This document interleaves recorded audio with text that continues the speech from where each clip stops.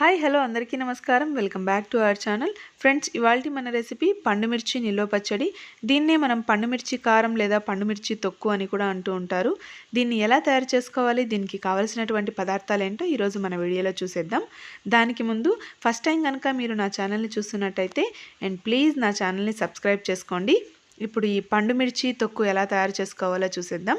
ఈ పండుమిర్చి నిల్వ పచ్చడి తయారు చేసుకోవడానికి కావలసినటువంటి పండుమిర్చిని నేను బయట నుంచి తీసుకురావడం లేదు, మా తోటలోనే పండించుకున్నటువంటి పండుమిర్చిని తీసుకుంటున్నాను. చూసారు కదా, ఇవి మా తోటలో పండించినటువంటి పండుమిర్చి. మనం పచ్చిమిరపకాయల్ని కొద్ది రోజుల పాటు అలాగే వదిలిపెట్టేసినట్టయితే ఈ విధంగా పండుమిర్చిలాగా తయారైపోతాయి. ఇవి చూసారు కదా, మంచి కలర్లో కూడా ఉన్నాయి.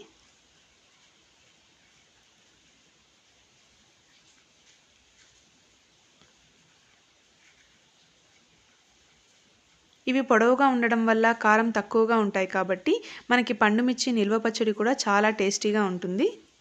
సో ఇక్కడ నేను దీనికి కావలసినటువంటి పండుమిర్చిని ఇక్కడ నుంచినే ఒక 1/2 కిలో పండుమిర్చి తీసుకుంటున్నాను. సో ఈ విధంగా తీసుకున్న తర్వాత ఫస్ట్ వీటిని శుభ్రంగా కడిగేసుకోవాలి కాబట్టి ఒక బౌల్లో వాటర్ తీసుకొని ఈ పండుమిర్చిని మొత్తం దీంట్లో వేసేసి శుభ్రంగా వీటిని ఒకసారి కడిగేసుకోవాలి. ఈ విధంగా కడిగేసుకున్న తర్వాత ఒక పొడి కాటన్ బట్ట తీసుకొని దానిపైన ఈ పండుమిర్చి మొత్తం వేసేసి దీనిపైన ఉన్నటువంటి తేమ మొత్తం వెళ్ళిపోయేంత వరకు వీటిని శుభ్రంగా తుడిచేసి ఒక 5 నిమిషాల పాటు తేమ లేకుండా ఆరబెట్టుకోవాలి. ఆరిన తర్వాత వీటి తొటిమల్ని ఈ విధంగా తీసేసుకొని పెట్టేసుకోవాలి. ఈ విధంగా తొటిమలు మొత్తం తీసేసిన తర్వాత ఇప్పుడు పండుమిర్చి ఎలా తయారు చేసుకోవాలో చూద్దాం.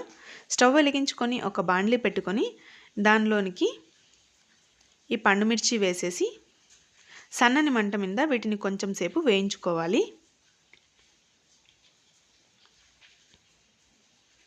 ఇప్పుడు నేను 1/2 కిలో పండుమిర్చి తీసుకున్నాను కాబట్టి దానికి గాను ఒక 100 గ్రాముల చింతపండు తీసుకుంటున్నాను.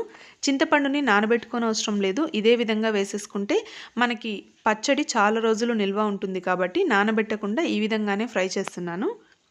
ఇప్పుడు దీనిలోనికి కొద్దిగా ఆయిల్ యాడ్ చేసుకొని వీటిని ఇంకా కొంచెం సేపు సన్నని మంట మీద వేయించుకోవాలి. ఈ విధంగా ఇవి బాగా వేగిన తర్వాత స్టవ్ ఆఫ్ చేసి వీటిని కొద్దిసేపు చల్లారబెట్టుకోవాలి. ఇవి చల్లారిన తర్వాత ఒక మిక్సీ జార్ తీసుకొని దానిలోనికి ఈ పండుమిర్చి మొత్తం వేసేసుకుందాం.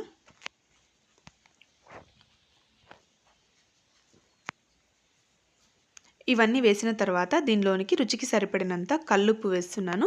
ఉప్పు కొద్దిగా ఎక్కువగానే పడుతుంది కాబట్టి మనం రుచి చూసుకొని కూడా వేసుకోవచ్చు. అదేవిధంగా ఒక 1/2 టేబుల్ స్పూన్ పసుపు వేసాను. ఇవన్నీ వేసుకున్న తర్వాత దీన్ని మెత్తగా గ్రైండ్ చేసుకోవాలి. ఇప్పుడు ఒకసారి గ్రైండ్ చేశాను, ఒకసారి చూద్దాం. చూడండి, ఇంకా కొద్దిగా నున్నగా అవ్వాలి కాబట్టి కచ్చా పచ్చాగానే అయింది కాబట్టి ఇంకొకసారి దీన్ని గ్రైండ్ చేసుకుందాం. ఇప్పుడు ఇంకొకసారి గ్రైండ్ చేసుకున్న తర్వాత చూసారు కదా, ఇప్పుడు బాగా మెత్తగా మనకి మంచి పేస్ట్ లాగా తయారైపోయింది. ఒకసారి దీన్ని కలిపి చూద్దాం. చూసారు కదా, మనకి తొక్కు బాగా మెత్తగా గ్రైండ్ అయింది కాబట్టి సో ఇప్పుడు తొక్కు రెడీ అయిపోయింది కాబట్టి దీనికి కావలసినటువంటి పోపు తయారు చేసుకుందాం. పచ్చిమిర్చి వేయించుకున్న బాండ్లీలోనే నేను కొద్దిగా ఆయిల్ వేసుకుంటున్నాను. ఆయిల్ కొద్దిగా ఎక్కువగా పడుతుంది, మీరు తక్కువగా కావాలనుకునే వాళ్ళు కొంచెం తక్కువగా కూడా యాడ్ చేసుకోవచ్చు. ఆయిల్ వేడెక్కిన తర్వాత ఒక టేబుల్ స్పూన్ ఆవాలు, ఒక స్పూన్ జీలకర్ర, ఒక స్పూన్ మినప్పప్పు ఇవన్నీ వేసి ఒకసారి బాగా వేయించుకున్న తర్వాత దీనిలోనికి మనం గ్రైండ్ చేసి పెట్టుకున్నటువంటి ఈ పండుమిర్చి తొక్కుని యాడ్ చేసేద్దాం. ఇది యాడ్ చేసిన తర్వాత దీన్ని నిదానంగా కలుపుకోవాలి. ఫస్ట్లో మనకి ఆయిల్ ఎక్కువగా ఉన్నట్టు అనిపిస్తుంది, బట్ ఒకసారి మనం దీన్ని తొక్కుని బాగా కలిపేసినట్టయితే ఆయిల్ మొత్తం ఆ పండుమిర్చి తొక్కుకు పట్టేస్తుంది. చూసారు కదా, ఆయిల్ మొత్తం లోపలికి తీసేసుకుంది. సో ఈ విధంగా తయారైపోయినటువంటి ఈ పండుమిర్చి తొక్కుని ఒక 5 నిమిషాల పాటు సన్నని మంట మీద దీన్ని వేయించుకుంటూ ఉందాం. ఈ విధంగా తయారైపోయిన తర్వాత స్టవ్ ఆఫ్ చేసేసి దీన్ని కింద పెట్టేసుకొని కొద్దిసేపు చల్లారనివ్వాలి. సో ఈ విధంగా మనకి కావలసినటువంటి పండుమిర్చి నిల్వ పచ్చడి తయారైపోతుంది. తయారైపోయినటువంటి పండుమిర్చి నిల్వ పచ్చడిని చల్లారిన తర్వాత మనం ఒక బౌల్లో పెట్టేసుకున్నట్టయితే ఆయిల్ ఎక్కువగా వేసుకుంటాం కాబట్టి చాలా రోజులు నిల్వ కూడా ఉంటుంది. సో చూసారు కదా, తయారైపోయినటువంటి దీన్నంతటిని ఒక బౌల్లోనికి తీసేసుకున్నాను. అంతేనండి. ఈ విధంగా పండు మిర్చి దొరికినప్పుడు నిల్వ పచ్చడి కనుక చేసుకొని పెట్టుకున్నట్టయితే చాలా రోజులు టేస్టీగా తినొచ్చు. అంతేకాకుండా ఇది వేడి వేడి అన్నంలోకి కొద్దిగా నెయ్యి వేసుకొని తిన్నట్టయితే చాలా టేస్టీగా ఉంటుంది. చపాతీలోకి కూడా చాలా టేస్టీగా ఉంటుంది.